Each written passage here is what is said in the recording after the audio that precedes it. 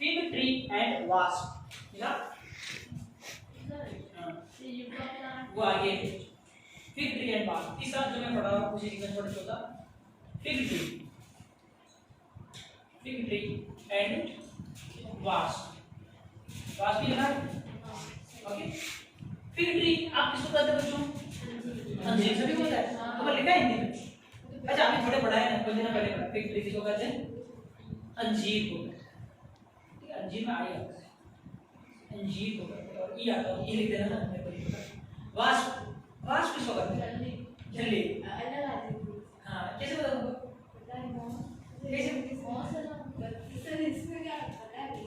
पहले पढ़ाया था आपने? पहले पढ़ाया था वो इवोल्यूशन में पढ़ा। अच्छा हाँ, इवोल्यूशन वास्प का नाम है।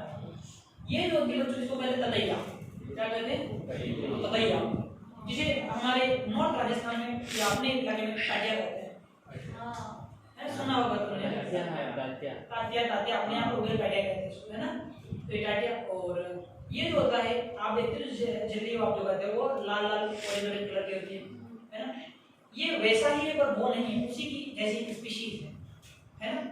और ये स्पेशल स्पीशीज है जो फिग ट्री के साथ इंटरेक्ट करती है। फिग ट्री के साथ इंटरेक्ट करने की जरूरत क्यों आज पड़ी? तो आप समझिए, जैसे जैसे इवोल्यूशन हुआ वैसे वैसे किसी प्लांट को पर्टिकुलर इंसेक्ट की जरूरत हुई ताकि वो प्लांट को वो इंसेक्ट पोलिनेट कर सके। तो प्लांट ने सोचा कि अगर इंसेक्ट हमें पोलिनेट कर रहा है तो उन्हें कुछ ना कुछ ऑफर करना चाहिए, कुछ ना कुछ रिवार्ड देना चाहिए। तो जो प्लांट्स होते हैं, इंसेक्ट क्यों आए हो? अच्छा, पोलिनेशन करने के लिए आए, ये लो इनाम। क्या देंगे इनाम?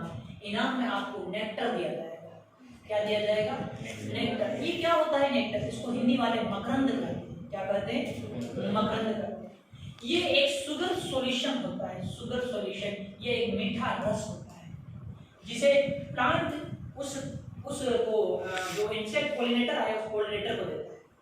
लेकिन हर कोई इतना ईमानदार नहीं होता। तो इंसेक्ट पोलिनेटर जब आता है तो उस प्लांट के एंथर पर तो नहीं जाता, उसके पूमम पर तो नहीं जाता, और डायरेक्ट थैलेमस से इंसेक्ट से नेक्टर चुराता है, थैलेमस से, और चुरा के भाग गया, चोरी हो गई। इनको आप इससे नेक्टर रोबल कहेंगे। बहुत सारे पोलन ग्रेन चुरा के ले जाते, पोलन रोबल कहलाएंगे। तो भैया यहाँ पर तो प्लांट के साथ धोखाधड़ी हो गई। आपने पोलिनेशन भी नहीं किया, आपने नेक्टर भी चुरा लिया। नहीं चलेगा, नहीं चलेगा, ये धोखाधड़ी वाला मामला नहीं चलेगा। प्लांट को अब कुछ ऐसा करना पड़ेगा ताकि वो ही आए जो यहाँ पर 100% गारंटी दे कि हम यहाँ पर पोलिनेशन यानी परागण कराएंगे। आप बच्चे स्कूल में पहला, दूसरा, तीसरा चैप्टर पढ़ चुके होंगे। आपको पता है इनमें जो गोल्डन शब्दों का मतलब क्या है? पोलिनेशन, है ना? परागण, पता है कीट परागण, आपको मैं सब कुछ पढ़ता है थोड़ा बहुत। तो यहाँ पर आपको 100% गारंटी इस बात की अगर मिल जाए कि आप आएंगे, आप पोलिनेशन कराएंगे, तभी हम आपको यहाँ से नेक्टर लेने देंगे। ऐसी कुछ व्यवस्था दिखाई दे। तो ऐसे कुछ व्यवस्था हमें देखने को मिलती है अंजीर और वास्प के अंदर। अंजीर की एक स्पेशल स्पीशीज, वास्प की स्पेशल स्पीशीज, इनके बीच में इंटरेक्शन होता है। आपको ये समझने से पहले आपको एक कॉमन जानकारी होनी चाहिए कि जो अंजीर होता है इसमें किस तरह का इन्फ्लोरेसेंस या पुष्पक्रम पाया जाता है। इसमें हाइपेंथोडियम टाइप का पुष्पक्रम पाया जाता है। आप बच्चे 11th में इतने कमजोर रहेंगे, शायद आप में से कोई बच्चा शायद ही जानता होगा हाइपेंथोडियम क्या होता है। नहीं पता है तो हम बता देते हैं। हाइपेंथोडियम पुष्पक्रम के अंदर बहुत सारे पुष्प होते हैं और इस तरह का पुष्प होता है ये, जिसमें आगे तक छेद, वही पूरा ये एक फूल नहीं, पूरा पुष्पक्रम। जैसे हम सूरजमुखी का देखते हैं ना, तो सूरजमुखी का एक फूल नहीं होता है, पूरा इन्फ्लोरेसेंस या पुष्पक्रम होता है, संयुक्त पुष्पक्रम। तो यहाँ पर 3 टाइप के आपको फूल देखने को मिलेंगे। यहाँ पर पहले टाइप के फूल जैसे ऊपर की तरफ ये यहाँ पर ये जो फूल होते हैं ये बच्चों मेल फ्लावर्स हैं। कैसे हैं ये? मेल फ्लावर्स, नर पुष्प। और यहाँ पर नीचे की तरफ जो होते हैं ये फीमेल फ्लावर्स। कौन से पुष्प? मादा पुष्प, तो फीमेल फ्लावर्स हैं। और बीच में भी पुष्प होते हैं, लेकिन बीच वाले जो फ्लावर होते हैं ये ना तो नर और ना ही मादा, ये स्ट्राइल होते हैं। कैसे होते हैं? तो 3 तरह के यहाँ पे पुष्प पाए जाते हैं और इस प्रकार का पुष्पक्रम हाइपेंथोडियम कहलाता है। क्या कहलाता है? हाइपेंथोडियम। ठीक है। इसके अंदर ये जो होता है इसको, इस क्षेत्र को ओस्टियोल कहा जाता है। क्या कहा जाता है?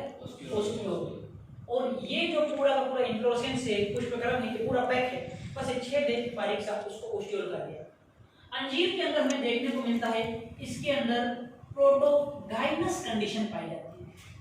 प्रोटोगाइनस कंडीशन का मतलब है कि यहाँ पर जो फीमेल फ्लावर्स हैं वो फीमेल फ्लावर्स रेडी हो चुके हैं, ये फीमेल फ्लावर्स परिपक्व हो चुके हैं और अब ये पोलिनेशन यानी फर्टिलाइजेशन करना चाहते हैं। लेकिन फीमेल फ्लावर्स के पास अब जरूरत है पोलन ग्रेन्स की।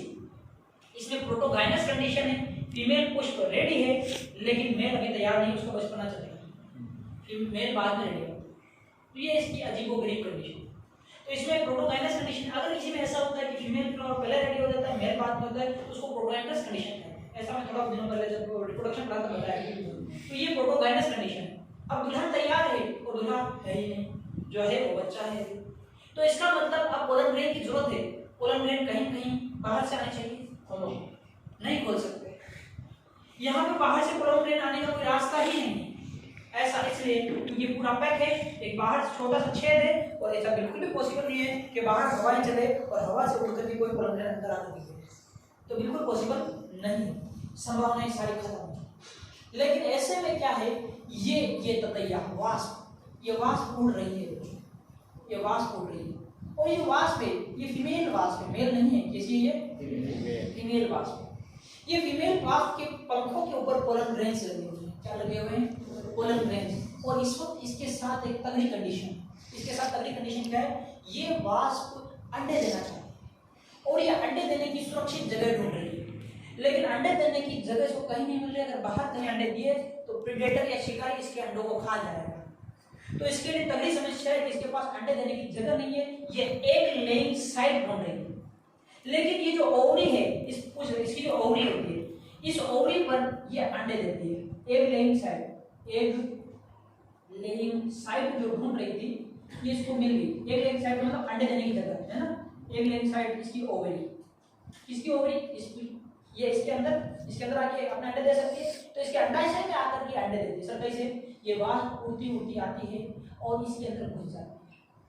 जब ये वास्प इसके अंदर घुस रही है उस वक्त इसके पंखों पर जो पोलन ग्रेन्स लगे हुए वो पोलन ग्रेन्स यहाँ पर गिर जाता है। फीमेल चाह रही थी, फीमेल फ्लावर चाह रहे थे कि किसी तरह से पोलन ग्रेन्स आ जाए, लेकिन मेल जो थे वो मैच्योर नहीं थे। उसी वक्त फीमेल जो पोलन ग्रेन्स है बाहर से आ गए और बाहर के पोलन ग्रेन्स से घुस गए। क्या फर्टिलाइजेशन हो गया? हो गया। इसी वक्त जब ये फीमेल अंदर आएगी तो इसने भी अंदर अंडे दिए। तो जब इसने अंदर अंडे दिए तो इसको अंडे देने की जगह मिल गई। क्या पोलन ग्रेन अंडों को शिकार कर पाएगा? नहीं। तो ये अंडे देने की जगह देख रही थी, तो इसको एक लेइंग साइट मिल गई है, इसने अंदर अंडे दिए, तो इसके एग्स मौजूद है। इसके अंडे है वास्प के अंडे। जब वास्प ने अंडे दिए उसी वक्त जब ये फीमेल अंदर घुसी थी तो इसके पंखों से पोलन ग्रेन गिरे, तो फूल का भी काम हो गया, दोनों का ही फायदा। इसको अंडे देने की जगह मिली और उसके पोलिनेशन हो गया। अब देखिएगा, जब इसने अंडे दिए उसके बाद अब ये बाहर निकलना चाह रही है, मजबूरी देख रही है। अंदर घुसते वक्त ये इतना नैरो था कि जब ये घुसी तो इसके पंख टूट गए, अब ये बाहर नहीं जा पाएगी और अंदर ही अंदर मर जाएगी और इसके प्रोटीन्स को ये प्लांट एब्जॉर्ब करके अपने काम में ले लेगा। लेकिन अंडे अभी भी अंदर है। अब धीरे धीरे इन अंडों से लार्वा बनेगा। क्या बनेगा? लार्वा बनेगा। जैसे अंडों से लार्वा बनेगा, अब इस लार्वा को न्यूट्रिशन की जरूरत है। लेकिन जैसे जैसे वक्त गुजरता जा रहा है इसके अंदर भी पोलिनेशन हो चुका था, फर्टिलाइजेशन हो चुका था, इसके भी सीड्स तैयार हो रहे हैं। जब लार्वा बना तो लार्वा को खाने के लिए ये अपने सीड प्रोवाइड कराता है। तो लार्वा जो बना ये ईट सीड्स, किसके सीड खा रहा है? इस अंजीर के सीड खा रहा है। कुछ सीड खा लेगा और लार्वा थोड़े दिनों में ही खा पी करके अडल्ट बन जाएगा। क्या बन जाएगा? अडल्ट। अच्छा, आप देखिए, लार्वा अडल्ट बन जाएंगे, इनमें से कुछ मेल होंगे और कुछ क्या होगी? फीमेल, क्योंकि अंडों में से बहुत सारे निकलेंगे। अब दोनों ही तरह के यहाँ पे तैयार है। जिस वक्त ये लार्वा अंडे खा रहा था, ये ग्रो कर रहा था, उसी वक्त यहाँ पर अंडों की संख्या इतनी थी कि खाने से भी अंडे कम नहीं पड़े। मान लो 1000 अंडे 200 खा पी के तो 800 बचे। अंडों की संख्या अच्छी खासी है। यहाँ पर देखिए, क्या इस अंजीर ने इन लार्वा को माँ की कमी महसूस होने दी? नहीं। क्या इनको महसूस होने दिया यतीम है, इनकी माँ नहीं। इन्होंने गजब की पेरेंटल केयर दी। ये क्या है? एक तरह की पेरेंटल केयर तो है। तो पेरेंटल केयर जो है इन लार्वा को यह अंजीर देता है। अंजीर इन लार्वा को पेरेंटल केयर दे रहा है, इनका संरक्षण कर रहा है, इनको प्रेडेटर से बचा रहा है। एक वक्त ऐसा आएगा कि लार्वा बड़े हो चुके हैं, अब बड़े हो चुके हैं तो अब ये चाहते हैं कि यहाँ से बाहर निकला जाए, लेकिन चूंकि ये ऊपर से पैक है तो लार्वा या अडल्ट जो बने हैं उन अडल्ट की इतनी कैपेसिटी नहीं है कि बाहर निकला जा सके। लेकिन जिस वक्त ये बड़े हुए, वक्त गुजर चुका है, अब इनके मेल फ्लावर्स भी है, परिपक्व हो चुके हैं, मैच्योर हो चुके हैं। अब यहाँ पर इनमें कुछ मेल होंगे, कुछ फीमेल होंगी। फीमेल्स बैठ के देख रही है कि कैसे बाहर निकला जाए। इस समय मेल अपनी शक्ति को आजमाते हैं। इनमें से कुछ हट्टे कट्टे बलिष्ठ मेल होते हैं जो जाते हैं और इसकी दीवार से टकराते हैं और बार बार टक्कर करते हैं, और टक्कर के चलते ओस्टियोल में थोड़ा सा छेद होता है और अब एक रास्ता बन जाता है ताकि बाहर निकल पाए। लेकिन जिस वक्त यहाँ पे टकरा रहे हैं ये मेल फ्लावर्स मैच्योर हो चुके हैं। आप में से बच्चों को पूछना चाहिए था कि सर जब ये पूरा ही पैक है तो इस पहले वाले वास्प के ऊपर ये पोलन ग्रेन्स कहाँ से आए, ये कहाँ से आए? ये भी तो पैक है, किसी दूसरे प्लांट में चाहिए। तो हुआ यूं कि जब ये फट रहा होगा, जब मेल यहाँ पर टकरे कर रहे होंगे तो फीमेल्स को नीचे बैठी होंगी, और जब ये टकरे कर रहे हैं तो इनके पोलन ग्रेन्स निकलेंगे और निकल के नीचे बैठी हुई फीमेल्स की पंखों पर गिरेंगे। यहाँ पर कुछ मेल जो ज्यादा ही बलिष्ठ थे वो तोड़ करके बाहर निकले और उन्होंने इसको तोड़ के अपनी जान गंवा दी।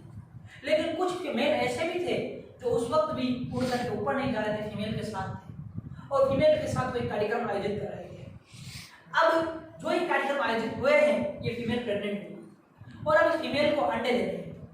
प्रेग्नेंट का मतलब ये नहीं है अंडे देते हैं ना, अब फीमेल को अंडे देते हैं।